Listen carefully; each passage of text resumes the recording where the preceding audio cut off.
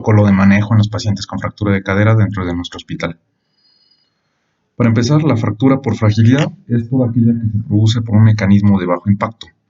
Se encuentra relacionada de forma directa con la presencia de osteoporosis. Si empezamos a hablar respecto a cantidades, vamos a ver que el 30% de los mayores de 65 años al menos van a presentar una caída al año.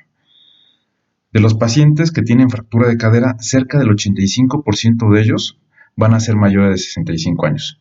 De tal forma que la fractura de cadera es un problema de salud pública bastante importante.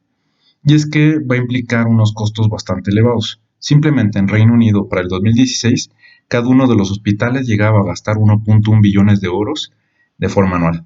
Y para el 2025 se piensa que cada uno de los hospitales va a gastar 1.5 billones de euros. En Estados Unidos, en el 2014, llegaron a presentarse 310.000 fracturas de cadera cada uno de los años, y para el 2040 se espera que van a existir cerca de 500.000 fracturas de cadera.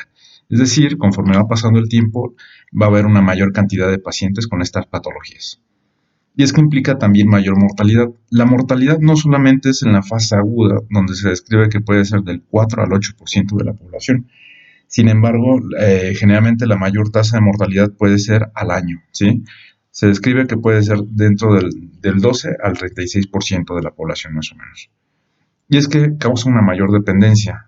Cerca de una tercera parte de los pacientes que presentan una fractura de cadera van a lograr la recuperación prefractura.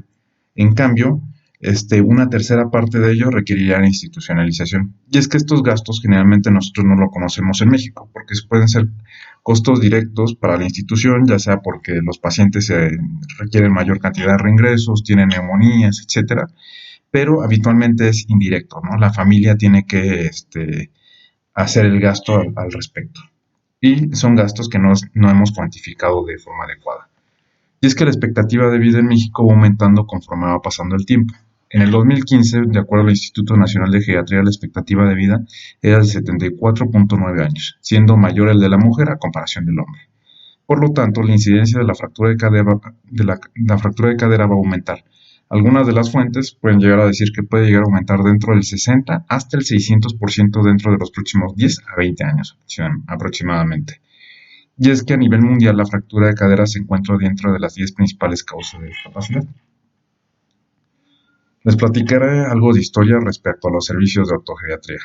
Fue en 1976 cuando Devas e Irving, un ortopedista y un geriatra, se decidieron asociar. Ellos formaron lo que vendría siendo el modelo de Hastings.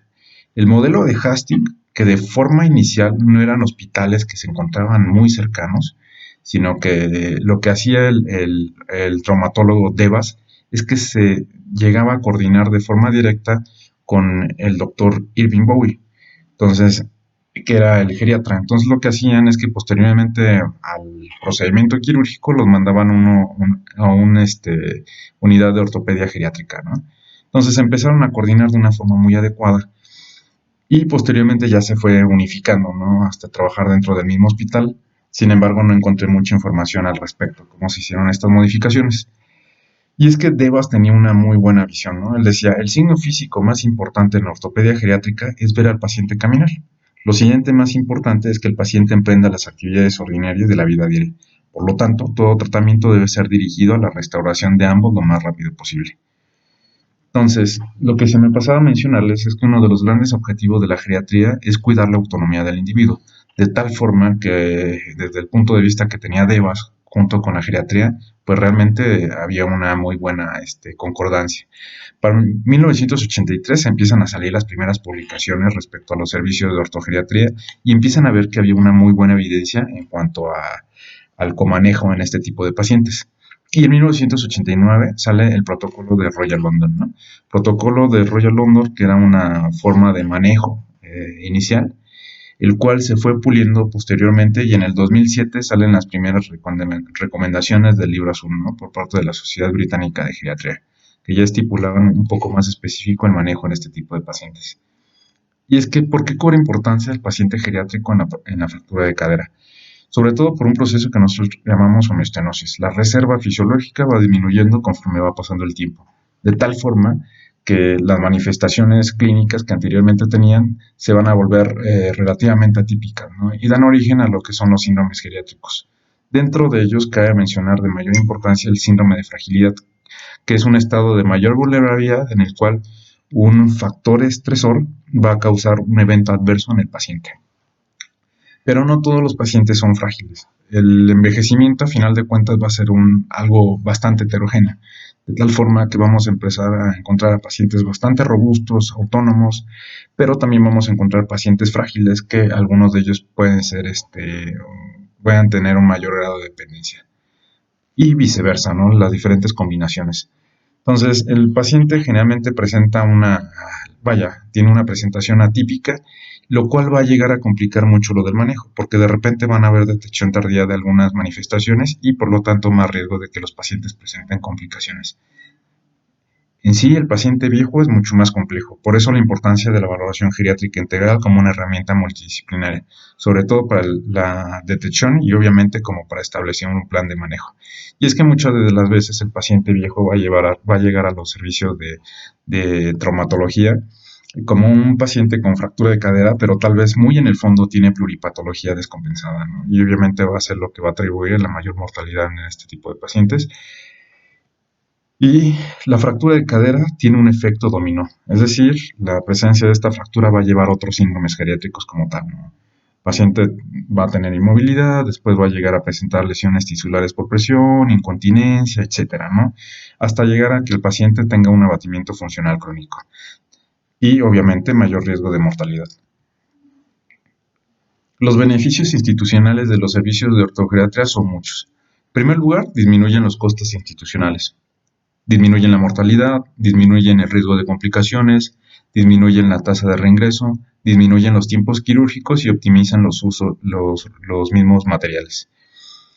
Pero una de las mayores importancias es que al disminuir la instancia intrahospitalaria hay menos riesgo de complicaciones intrahospitalarias. Pero el que tiene mayor importancia desde nuestro punto de vista es que hay una mayor tasa de recuperación prefractura, ¿sí? La idea es que el paciente vuelva a realizar las actividades que anteriormente realizaba. Los tipos de colaboración son diversos y cuando los empezamos a buscar en las fuentes te lo pueden llegar a manejar de una forma totalmente diferente, pero a grandes rasgos son los siguientes. El modelo tradicional es cuando hay un pase por parte del traumatólogo, hay un pase de visita por parte del traumatólogo, pero va en conjunto con una enfermera geriatra o enfermero, de tal forma que ellos detectan si presentan síndromes geriátricos y ellos recomiendan la interconsulta geriatría, ¿no? Y la interconsulta geriatría se realiza a demanda. Otro modelo es el modelo consultor, y el modelo consultor es un plan, el paciente ingresa a un servicio de urgencias, lo valora geriatría y posteriormente para un plan de egreso lo vuelve a valorar geriatría nuevamente. Es menos efectivo que las dichosas unidades de ortogeriatría, que es el modelo de Hastings. El modelo de Hastings, como se planteó posteriormente, es que había una responsabilidad compartida, ¿sí? Pero en este caso también participa un rehabilitador. Se ha demostrado que el modelo de Hastings con la unidad de ortogeriatría, cuando se dividen responsabilidades, hay una menor mortalidad en la fase aguda y a los 12 meses. Y el tiempo de estancia puede llegar a disminuir considerablemente, ¿no? Y bueno, por ejemplo, este número de 2.25 días es porque tienen cuidados agudos que vamos a platicar un poco más adelante. Pero también hay menor riesgo de que los pacientes presenten síndromes geriátricos agregados, ¿no? Como puede ser delirium o lesiones tisulares por presión, entre otros. Pero hay otro modelo que es el modelo de Rochester, y el modelo de Rochester trabaja también en conjunto el traumatólogo, el geriatra, rehabilitador y anestesiólogo, ¿no? Hay una mejor coordinación a final de cuentas. Pero la verdad es que cuando empezamos a revisar la literatura y en cuanto a la evidencia, pues hay una gran heterogeneidad en el manejo. Porque lo que se recomienda es que los servicios de ortogeriatría se basen respecto a las necesidades que tienen cada uno de los hospitales y se establezcan protocolos internos. Y mucho tiene que ver en que hay pocos geriatras a nivel institucional, ¿sí? Entonces, cuando hablamos de los modelos, cuando hacemos alguna comparación, la verdad es que tanto el servicio consultor y lo que vendría siendo el servicio o el comanejo por medio de una unidad de ortogeriatría tienen un gran beneficio, pero es de mayor beneficio la unidad de ortogeriatría, ¿no? Es el comanejo a final de cuentas. Lo que se recomienda es que sea una atención multidisciplinaria, es decir, que no solamente participe el traumatólogo, o ya sea medicina interna, geriatría, rehabilitación, fisioterapia, enfermería, nutrición, entre otros, ¿no? Y se trata de buscar un abordaje transdisciplinario. Esto va a llegar a disminuir la fragmentación en la atención, porque aparte hay que recordar que la Organización Mundial de la Salud recomienda que en el adulto mayor hagamos una atención centrada a la persona, no en la enfermedad, ¿no? Porque esto puede llegar a fragmentar mucho más el manejo. Entonces, hay dos formas de valoración, puede ser interdisciplinario o transdisciplinario, ¿no? El interdisciplinario es cuando, por ejemplo, yo hago una valoración, dejo una nota en el expediente, pero no tengo una comunicación directa con el traumatólogo, ¿no? En el caso de la transdisciplinario, hay un diálogo directo y hay una mejor coordinación, ¿no? Obviamente también dejas tu nota, pero tú platicas directamente con él y llegan a acuerdos para que exista un mejor manejo en el paciente viejo. La Sociedad Alemana de Traumatología y de Geriatría, ellos establecen que podemos hacer protocolos internos, ¿no? Por ejemplo, cómo nos vamos a organizar, ¿no? Quién va a ir a valorar primero al paciente, etcétera, ¿no? Que son ciertos algoritmos que pueden llegar a generarse.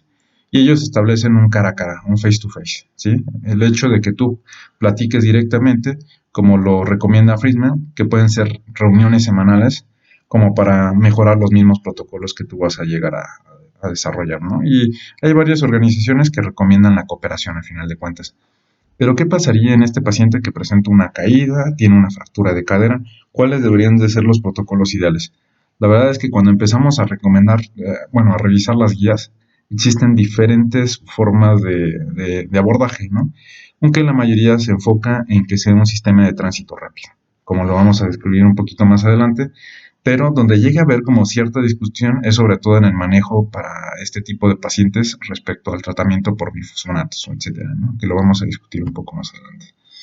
Entonces, las recomendaciones en la atención preoperatoria, antes de que, para empezar, el paciente teóricamente debe tener un tiempo de traslado tras la fractura de cadera a la unidad de 4 horas aproximadamente. Es lo que recomiendan, ¿no? Algunas de las organizaciones.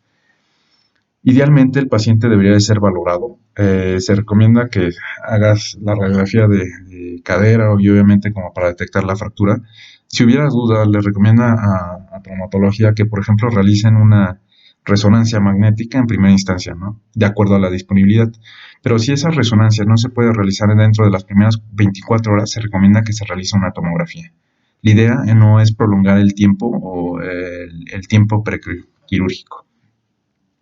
La valoración médica se recomienda que sea multidisciplinaria, no tanto como una valoración preoperatoria, sino para establecer, sobre todo, cuáles vendrían siendo los manejos que debería de realizar en el paciente y modificar algunos factores de riesgo en el individuo, ¿sí? No tanto como una cirugía planeada, como les mencionaba anteriormente.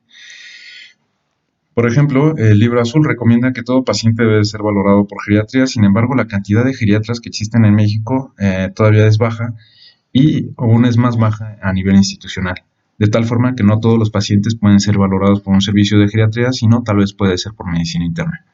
Pero la idea es que determinemos algunos síndromes geriátricos, ¿no? Ya sea el riesgo de que el paciente llegue a presentar lesiones tisulares por presión, anteriormente llamada úlceras por presión, que si recordamos es un indicador de atención de calidad en el paciente geriátrico. Identificar cuáles son los riesgos de caídas en el paciente y cuáles son los factores que podremos llegar a modificar en la planeación tras el alta, ¿no? El riesgo de que el paciente llegue a presentar delirio intrahospitalario y qué manejo podemos llegar a realizar y sobre todo inferir en los factores de riesgo que son modificables. El tamizaje cognitivo es muy importante porque son dentro de los factores que nosotros podemos llegar a recomendar en el traumatólogo al momento de realizar su procedimiento quirúrgico para determinar qué tipo de prótesis va a utilizar. Sobre todo son dos factores: la autonomía del individuo, qué tan dependiente era previamente, y por otra parte, si presenta el paciente, si presenta o no un trastorno cognitivo mayor, ya sea, una demencia, de tal forma que sí puede llegar a modificar el procedimiento quirúrgico. Y la idea es que si hay alguna descompensación en el individuo, es que se haga un ajuste dentro de las primeras 48 horas que ingresa. La rehabilitación preparatoria no todas las guías te lo mencionan, pero algunas te lo mencionan en relación a que si se llega a prolongar el procedimiento quirúrgico, es necesario realizarla para evitar el abatimiento en el individuo. El ajuste analgésico, prácticamente todas las guías recomiendan en primera instancia el paracetamol, considerando que la dosis máxima en el adulto mayor puede ser de 3 a 3.5 gramos. Una recomendación puede ser, por ejemplo, 750 miligramos cada 6 horas. Si no hay un adecuado control con este tipo de analgésicos, puedes agregar derivados de los opioides, ya sea tramadol o buprenorfina, ¿no? Entre otros, o morfina si lo tuvieras a la mano, que sería el ideal, pero institucionalmente pues llegamos a carecer. Si revisamos las guías, por ejemplo la del NICE en el 2017, ellos dicen que tienes que hacer el bloqueo de fascia, ¿sí? Inclusive preoperatorio en este tipo de circunstancias como tercer paso. Pero si revisamos, por ejemplo, las canadienses, antes de este paso, ellos recomiendan la administración de pregabalina o gabapentina, porque puede llegar a tener cierto efecto ansiolítico en este tipo de pacientes. Y antes, inclusive, del bloqueo de la fascia, ellos recomiendan AINES selectivos. Entre los que mencionan de mayor importancia es el Ecoxib, ¿sí? Pero también ellos mencionan el bloqueo de la fascia lata. Lo que pasa es que los pacientes que tienen un bloqueo de la fascia lata tienen mejores resultados para la rehabilitación dentro de las primeras 6 semanas. Lo que sí recalcan mucho, prácticamente todas las guías, es que evitemos AINES no selectivos, ¿no? Entonces no podemos utilizar diclofenaco, naproxeno, entre otros, ¿no? Y la tromboprofilaxis es muy importante, sobre todo porque hay un estado de hipercoagulidad en este tipo de pacientes. Es muy importante que no suspendamos algunos medicamentos como antidepresivos, antiparkinsonianos o benzodiazepinas, entre otros, ¿no? Porque esto puede llegar a aumentar a que el paciente tenga el riesgo de presentar delirium. Podemos hacer algunas modificaciones o suspensión de algunas dosis de algunos medicamentos.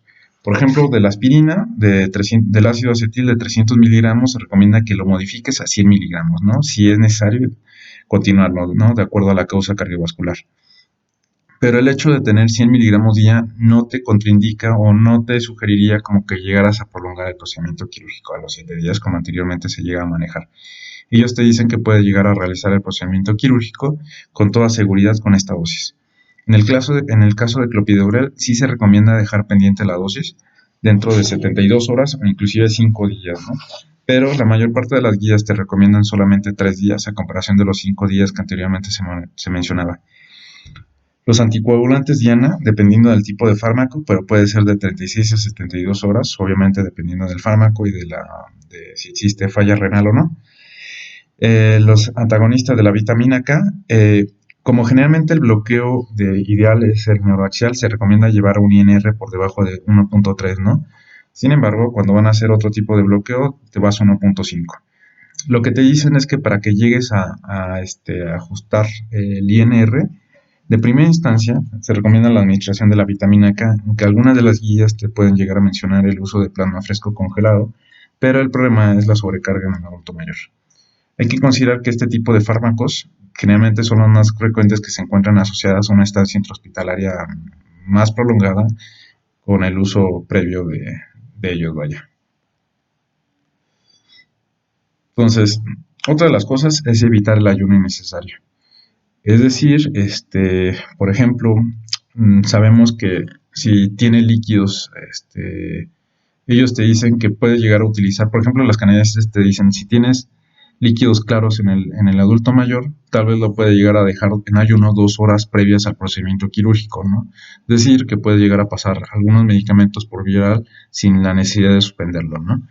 Pero obviamente cuando ya tienes alimentos pesados, como lo mencionan ellos, con una gran cantidad de grasas, sí se recomienda el ayuno por 8 horas. Cuanto a las recomendaciones por parte de las guías de nutrición, todos te dicen que tienes que hacer un tamizaje nutricional. En específico, las guías SPEN tienen unas guías respecto al manejo de suplementos alimenticios en el adulto mayor. Te dicen que todo paciente con fractura de cadera que se encuentra hospitalizado debe de tener suplemento alimenticio.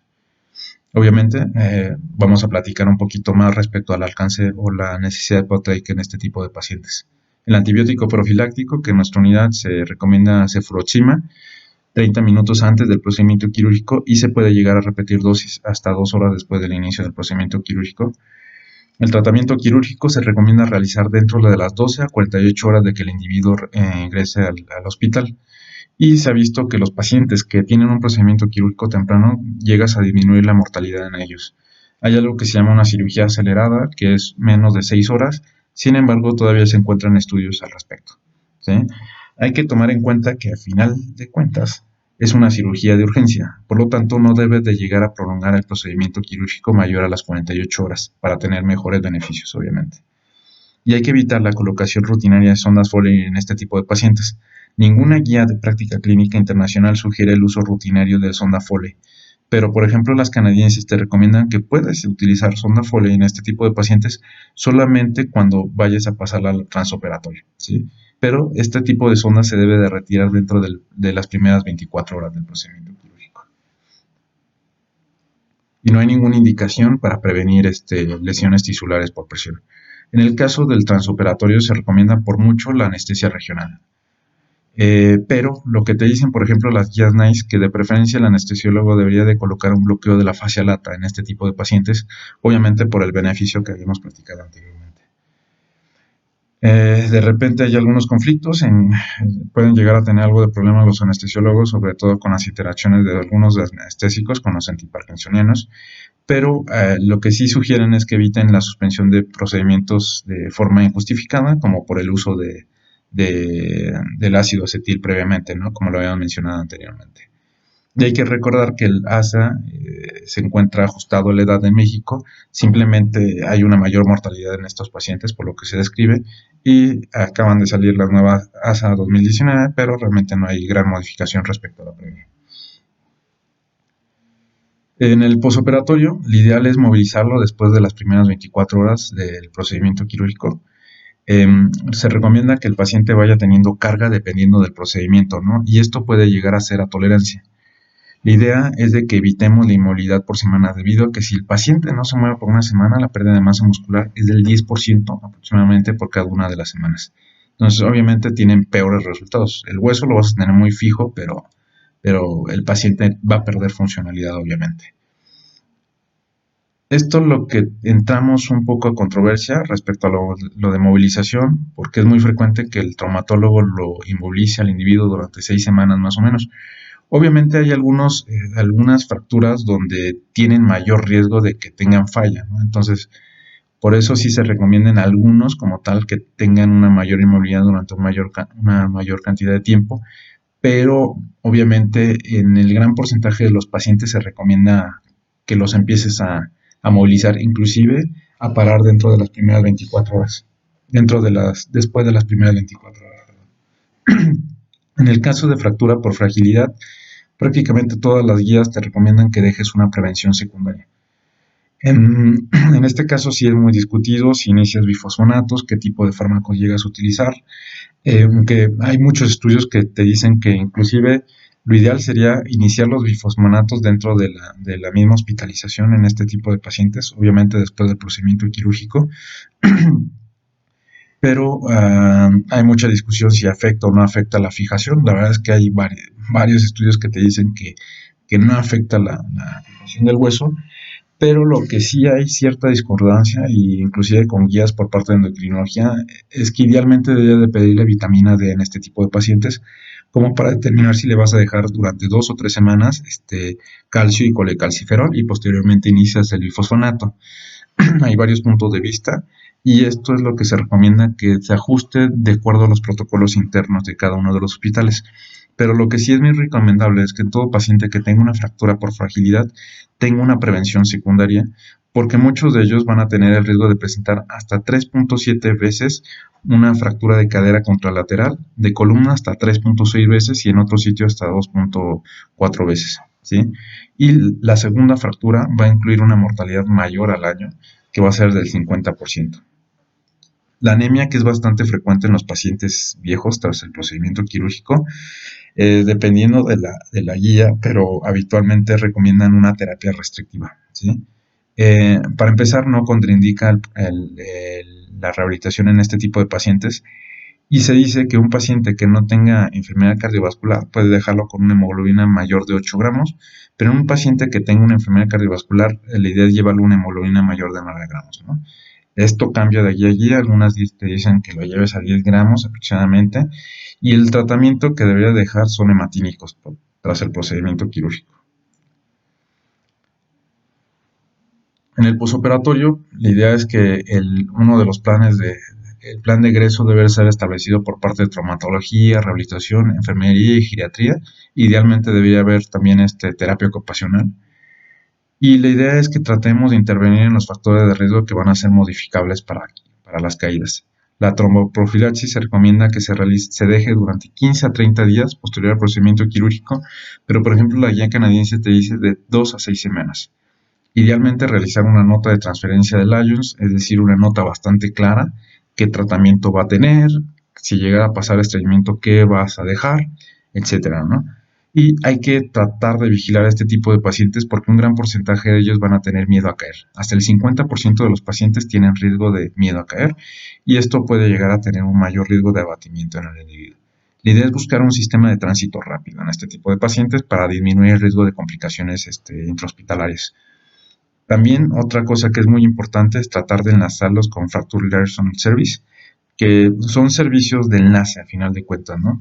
Estos servicios de enlace se encargan de vigilar la salud ósea de los individuos y, bueno, dependiendo de la fuente, pero algunos dicen que pueden ayudar como para vigilar también la marcha y el riesgo de caídas, ya que hasta el 80% de los pacientes van a tener un aditamento para la marcha y un porcentaje de los pacientes inclusive van a tener este acortamiento de extremidades, ¿no? De acuerdo al tipo de procedimiento quirúrgico.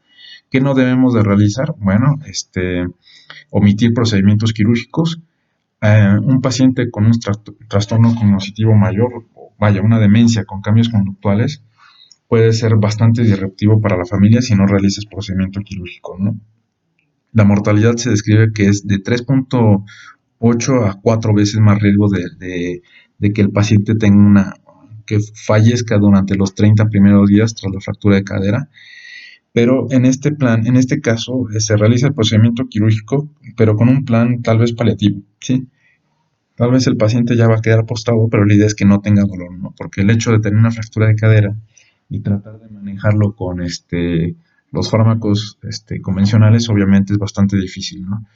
La otra es que no debemos de amarrar a los pacientes porque puede llegar a aumentar, el delirio puede llegar a durar mucho más tiempo en este tipo de pacientes, ¿no?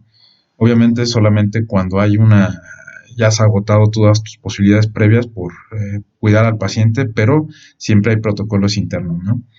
Y evitar medicamentos con efecto anticolinérgico, porque obviamente este tipo de pacientes tienen mucho más riesgo de presentar delirium.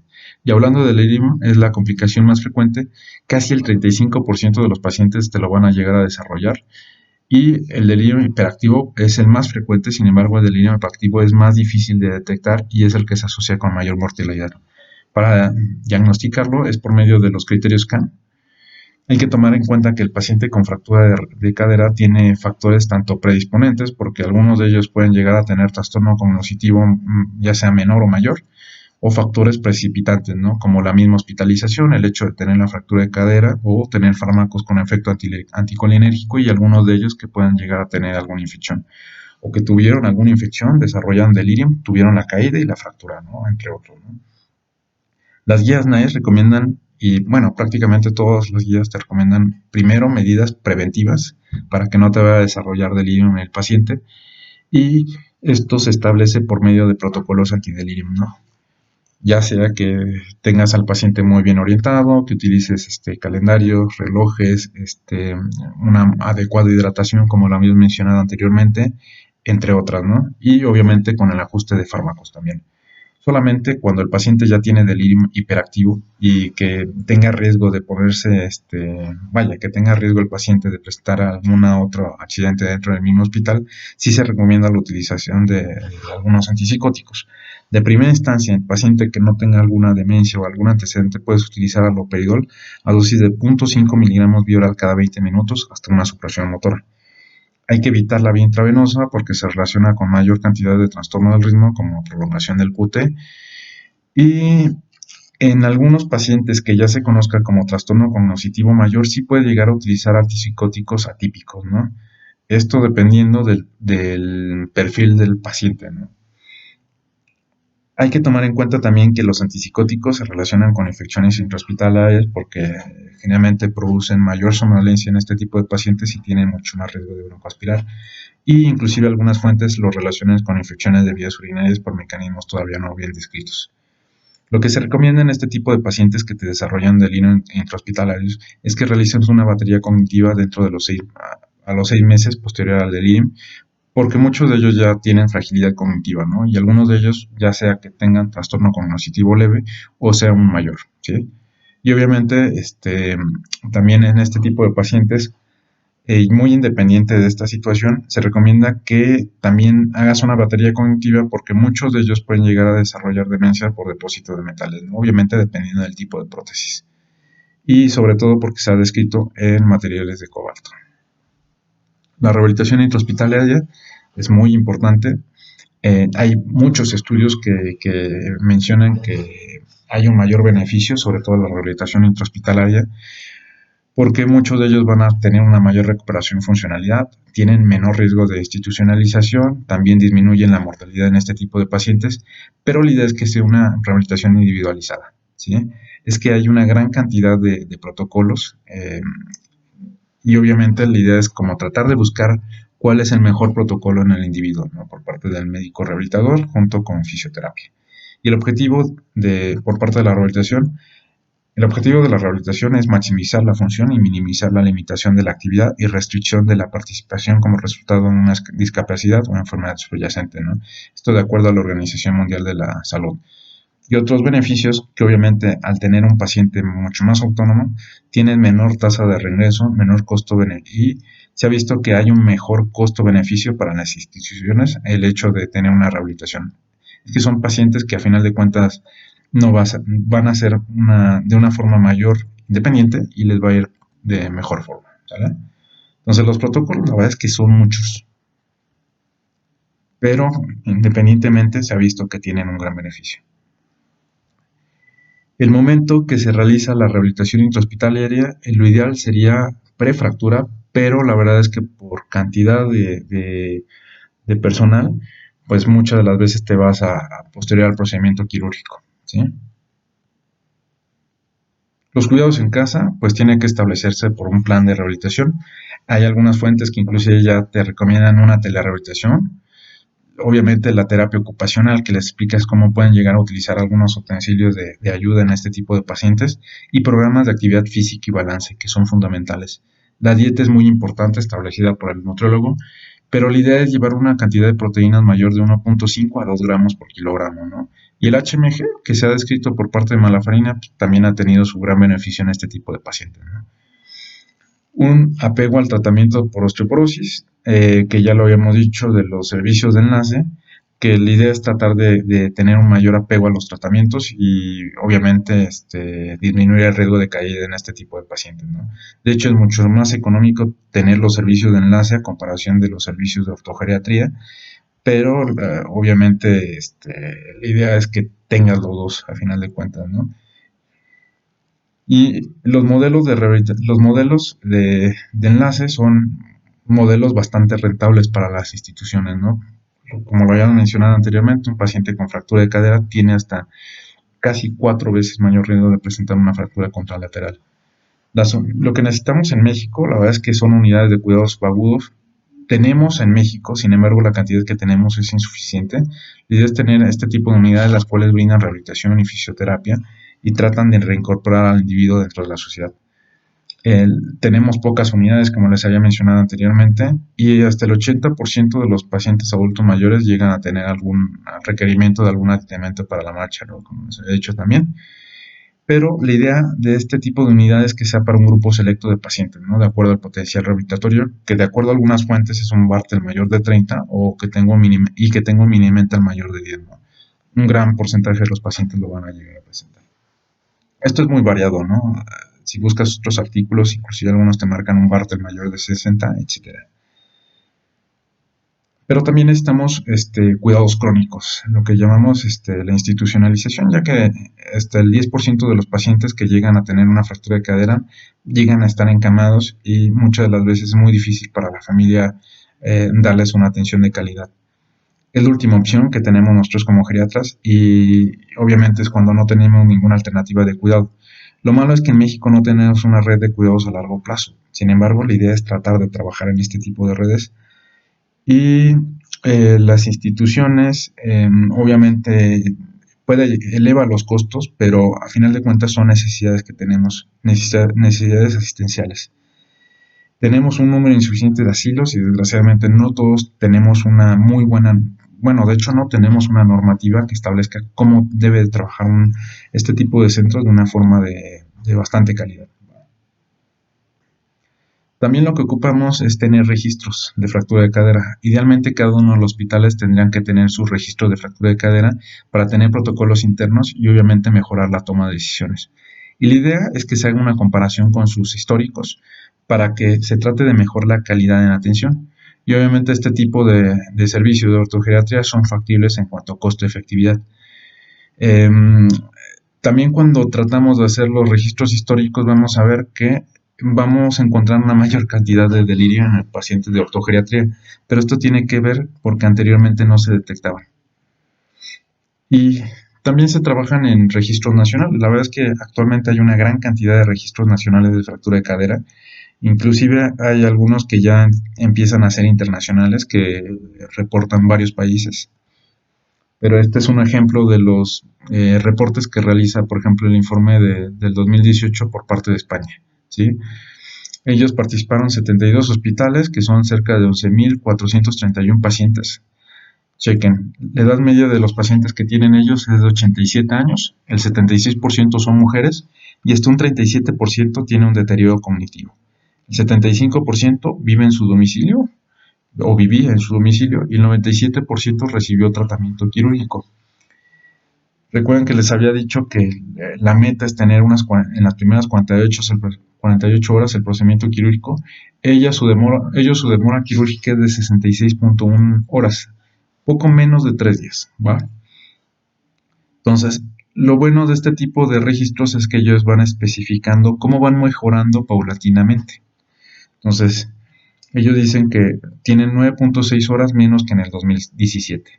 El manejo conjunto se maneja en el 94%, ya sea con un geriatra o un internista, y el 64% de los pacientes se levanta después de la operación, ¿sí? Es decir, mejoró hasta el 8% más que en el 2017.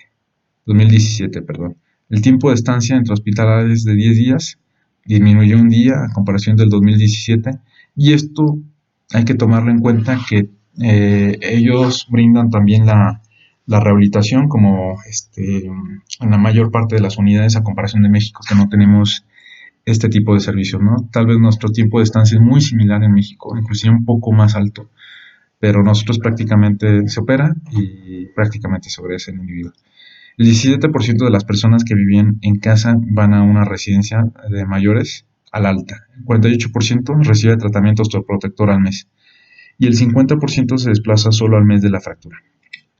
Entonces, les voy a mostrar lo que nosotros llevamos de registro. Nuestro registro empezó en el 16 de septiembre del 2019 y fue aceptado por parte de Cialsis.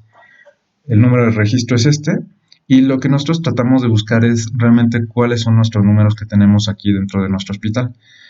Nuestro registro prácticamente de 2 meses nada más, de tal forma que alcanzamos a registrar solamente 15 casos.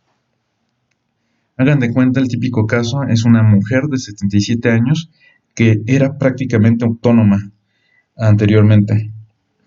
El tiempo de estancia en urgencias es de casi 3 días. El tiempo de demora quirúrgica, porque a diferencia de los otros hospitales o lo que yo les mencionaba anteriormente, a nivel institucional generalmente pasa el servicio de urgencias, posteriormente pasa a piso donde se realiza la valoración multidisciplinaria, finalmente pasa a quirófano y regresa a piso y se da de alta, ¿sí? Lo que idealmente debería de ser es que llegar a urgencias, pasar a quirófano, posteriormente a piso y después ser alta, ¿sí? Entonces, las horas de demora quirúrgica en nuestro hospital es de 6.6 días, ¿sí? Y el tiempo, los días de estancia intrahospitalaria es de casi 9.8 días, que es muy parecido a lo de los españoles, pero el problema que nosotros tenemos es lo que les decía, ¿no? Que no se les brinda como un tiempo de rehabilitación a estos individuos y tardamos más en operarlos. El problema radica en la cantidad de reingresos que nosotros llegamos a tener. Prácticamente fueron 4 reingresos, 2 cayeron en el IMSS y 2 cayeron en medio particular, ¿sí? Pero todos ellos fueron relacionados a patología no quirúrgica. Es decir, que de repente un caso en particular fue un paciente con un EPOC exacerbado que llegó a nuestro hospital y fue un EPOC exacerbado porque a la nota de alta que tenía traumatología decía calcio, ¿sí? Entonces, obviamente, los familiares pues, suspendieron todos los medicamentos que anteriormente tenían hasta esperar la valoración por el traumatólogo para determinar si iba a continuar con el tratamiento previo o no. Entonces, el porcentaje de recuperación funcional prefractura a los 30 días es muy baja. Prácticamente el Bartel que tiene es de 22. Hagan de cuenta esta anciana que anteriormente era totalmente autónoma, ahora prácticamente nada más come y se encuentra postrada, ¿sí? La mortalidad en la fase aguda no es valorable porque tenemos pocos pacientes que llegamos a recuperar dentro de los 30 días, ¿no? Pero pues, ya se dieron cuenta con la cantidad de reingresos. Entonces, la idea es que nosotros hagamos este registro, hagamos la modificación y formemos un servicio de ortogeriatría. Y estamos tratando de establecer un registro nacional por parte del Instituto Mexicano del Seguro Social. Nos está ayudando lo que vendría siendo la Guerrero, pero este registro ya se está llevando a cabo por parte de otros hospitales, ¿no? Además que es un poco laborioso por parte de nuestro instituto final. Y bueno, cuando empezamos a hablar respecto a mortalidad, que ya lo habíamos dicho anteriormente, pero en base a los servicios de ortogeriatría, hay muchos estudios que empiezan a ver cómo funcionaban con sus históricos y cómo es actualmente, ¿no? Y se ha visto que la mortalidad disminuye considerablemente, ¿no? De hecho, cuando empezamos a ver la incidencia, va disminuyendo considerablemente, de acuerdo a cada uno de los estudios, pero la idea es que nosotros empecemos a ver cómo vamos mejorando considerablemente. Y como conclusiones es que el modelo de atención de ortogeriatría en pacientes con fractura de cadera mejora las condiciones de los individuos tras un proceso agudo. Tiene un mayor beneficio a la institución. Sus objetivos son tres. El primero es lograr que el individuo regrese a su funcionalidad prefractura. El segundo es disminuir los tiempos de estancia intrahospitalaria y con ello los costos institucionales. El tercero es proveer al egreso un plan de manejo conjunto con el traumatólogo. Y por otra parte, las estructuras que anteriormente funcionaban, actualmente con el envejecimiento se deben de modificar. Modelos como los servicios de ortogeriatría deberían de establecerse en los servicios de salud pública mexicana. De hecho, es bastante importante que se empiecen a tomar en cuenta modelos de trabajo del médico geriatra en conjunto con los traumatólogos.